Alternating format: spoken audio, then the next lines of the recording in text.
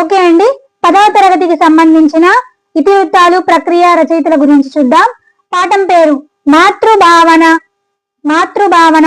ఇతివృత్తం స్త్రీల పట్ల గౌరవం. ప్రక్రియ పద్యం. రచయిత గడియారం వెంకట శేషశాస్త్రి. గడియారం వెంకట శేషశాస్త్రి. రెండవ పాఠం జానపదుని జాబు. ఇతివృత్తం శ్రమ పట్ల గౌరవం. ప్రక్రియ లేఖ. రచయిత బోయి భీమన్న. రచయిత ఎవరు? బోయి భీమన్న. తర్వాత పాఠం వెన్నెల. వెన్నెల. ఇతివృత్తం ప్రకృతి వర్ణన. ప్రక్రియ పద్యం. రచయిత ఎర్రన.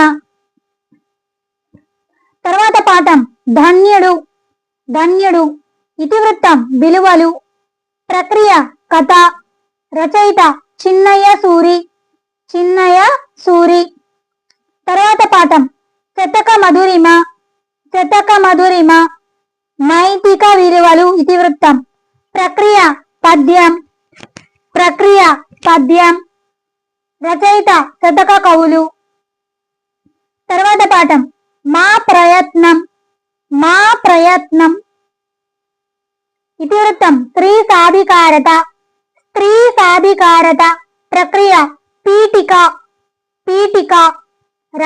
రచయిత ఓల్గా వసంత కల్పన. ఓల్గా వసంత కల్పన. తర్వాత పాఠం సముద్ర లంఘనం. సముద్ర లంఘనం.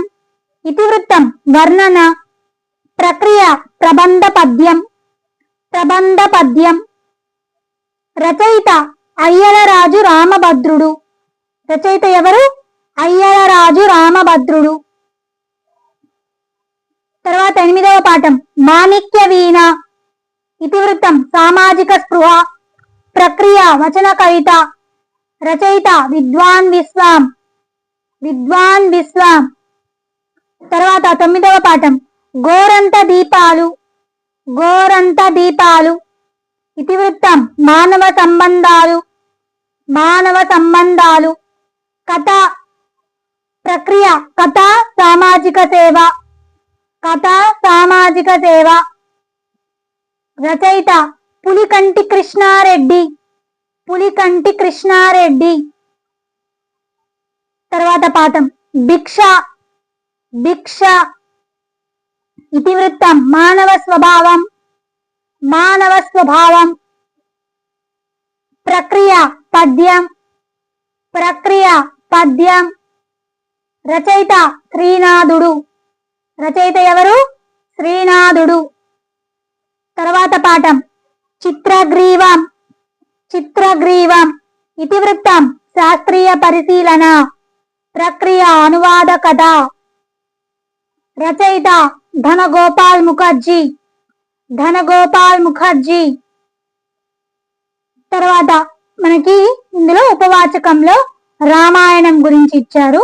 దీనికి సంబంధించిన ఇతివృత్తం సంస్కృతి విలువలు. ప్రక్రియ ఇతిహాస కథ. రచయిత వాల్మీకి రామాయణానికి సంక్షిప్త వచన రూపం మనకిచ్చింది. నార్మల్ గా అయితే రామాయణాన్ని రచించింది వాల్మీకి కాబట్టి వాల్మీకిగా చెప్తారు. దీనికి సంబంధించి సంక్షిప్త వచన రూపం మన బుక్ లో ఇచ్చున్నారు. అంతే అండి, 10వ తరగతికి సంబంధించిన ఇతివృత్తం, ప్రక్రియ, రచయితల గురించి కూడా అయిపోయింది.